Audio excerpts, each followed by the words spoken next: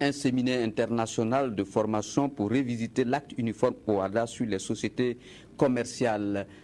Le séminaire est organisé par la Société civile d'avocats Légalis et le cabinet d'expertise comptable cabinet ACS. Objectif du séminaire, donner des clés pour comprendre l'esprit et l'étendue de la réforme. Reportage de C. Sylvestre Da. Ils sont des avocats, des universitaires et chercheurs, des comptables et financiers, des dirigeants et administrateurs de sociétés au nombre d'une quarantaine venus du Mali, du Niger, du Sénégal, de la Guinée-Bissau, du Togo et du Burkina.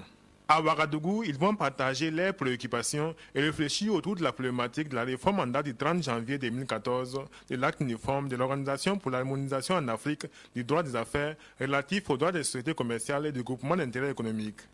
Avec la révision, l'acte uniforme est passé de 920 à 1114 articles.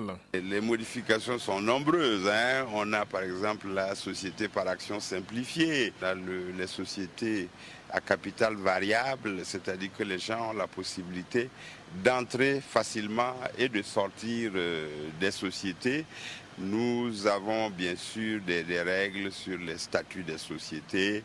En principe, dans le texte, il faut recourir à un notaire, mais chaque État peut décider de se dispenser du recours au notaire. C'est ce que le Burkina a fait. Les travaux sont prévus pour durer 3 jours. Entre les échanges interactifs, ces professionnels du droit et des chiffres vont bénéficier de l'expertise des professeurs d'université et d'experts comptables. C'est de voir quelles sont les modifications et leurs incidences diverses. En quoi ça favorise, disons, la création d'entreprises, la bonne gouvernance, la pérennisation des entreprises.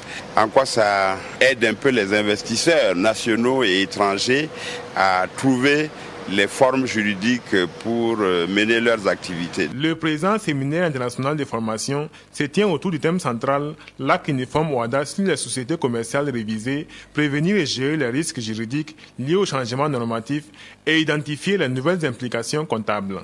Il est co-organisé par la Société civile professionnelle d'avocats légalistes et le cabinet d'expertise comptable ACS.